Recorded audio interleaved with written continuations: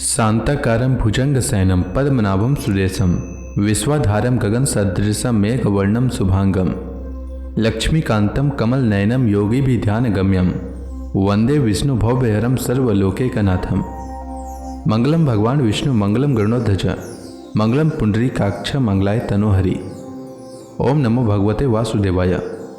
आज का दिन आप सभी के लिए मंगलमय हो। आइए सुनते हैं चैत्र मास कथा का 17वां अध्याय।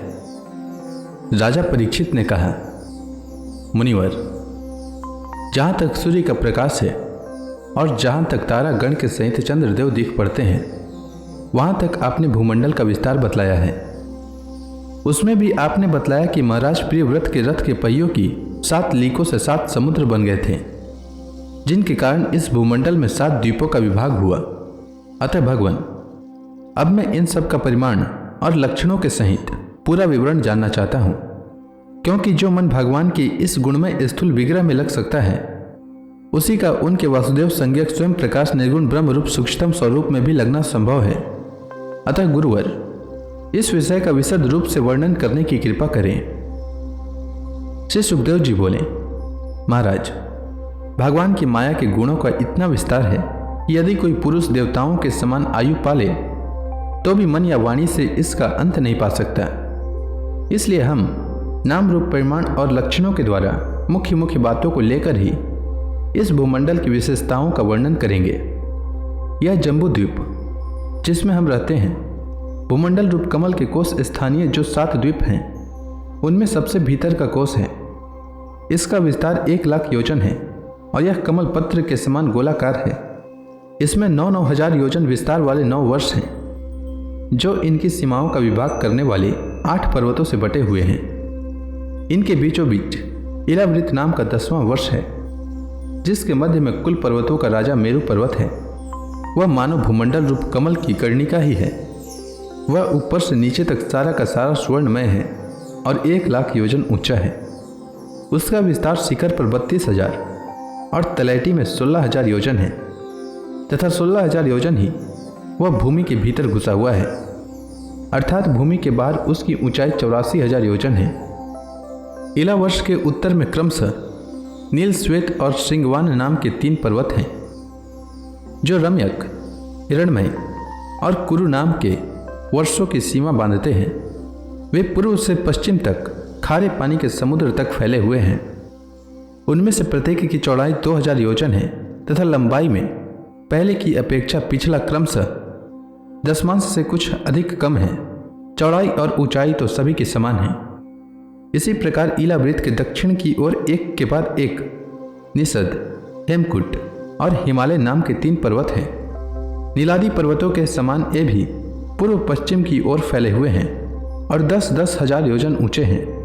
इनसे क्रमशः हरिवर्ष, किमपुरुष और भारतवर्ष की सीमाओं का विभाग होता है। इलावृत के पूर्व और पश्चिम की ओर उत्तर में नील पर्वत और दक्षिण में निषद पर्वत तक फैले हुए गंधमादन और मलयवान नाम के 2 पर्वत हैं। इनकी चौड़ाई 2-2 हजार योजन है और ये भद्रास्व एवं केतुमाल नामक 2 वर्षों की सीमा निश्चित करते हैं।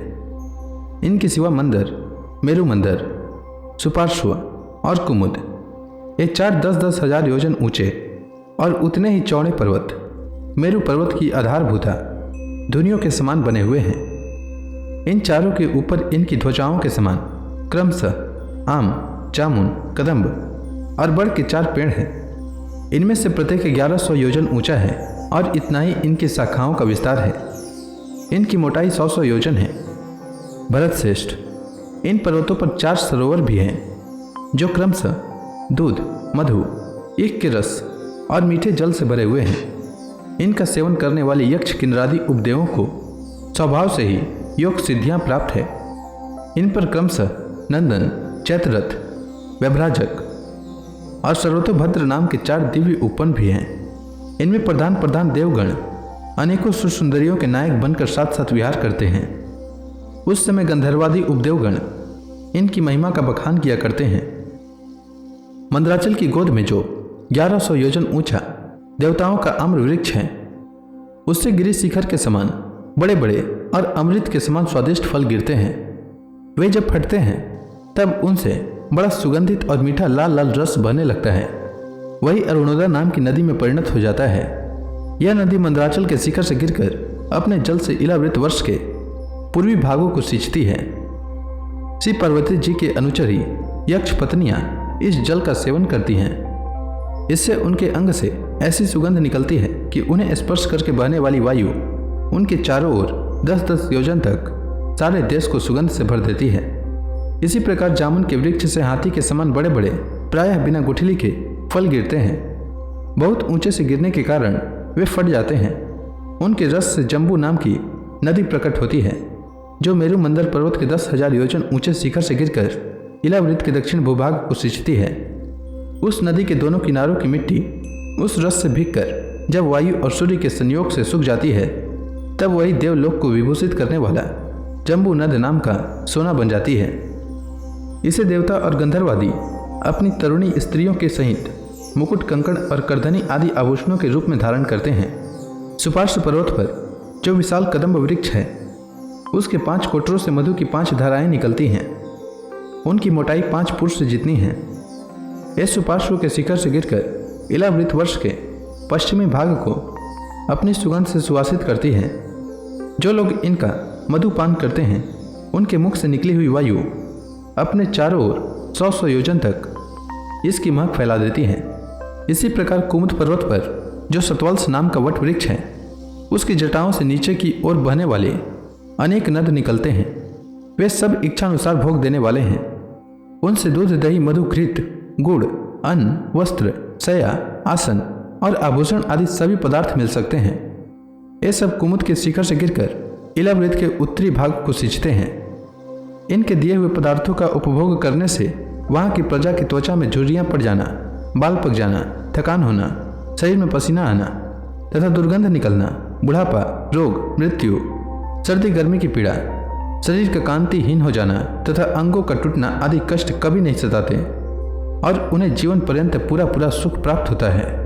राजन, कमल की कर्णिका के चारों ओर जैसे केसर होता है, उसी प्रकार मेरु के मूल देश में उसके चारों ओर कुरंग, कुरर, कुसुम्भ, वैकंक, त्रिकुट, शिशिर, पतंग, रुचक, निषद, श्रीनिवास, कपिल, शंख, वैदुर्य, जारुधि, हंस, ऋषभ, नाग, कालंजर और नारद आदि 32 पर्वत और हैं। इनके सिवा मेरु के पूर्व की ओर जठर और देवकुट नाम के 2 पर्वत हैं, जो 18,000 हजार योजन लंबे तथा 2-2 हजार योजन चौड़े और ऊंचे हैं। इसी प्रकार पश्चिम की ओर पवन और परयात्र, दक्षिण की ओर कैलाश और करवीर तथा उत्तर की ओर त्रिशृंग और मकर नाम के पर्वत हैं। इन 8 पहाड़ों से चारों ओर घिरा हुआ स्वर्णगिरी मेरु अग्नि के समान जगमगाता रहता है। कहते हैं, मेरु के शिखर पर बीचों बीच भगवान ब्रह्मा जी की स्वर्णमय पुरी है, जो आकार में समचौरस तथा करोड़ योजन विस्तार वाली है।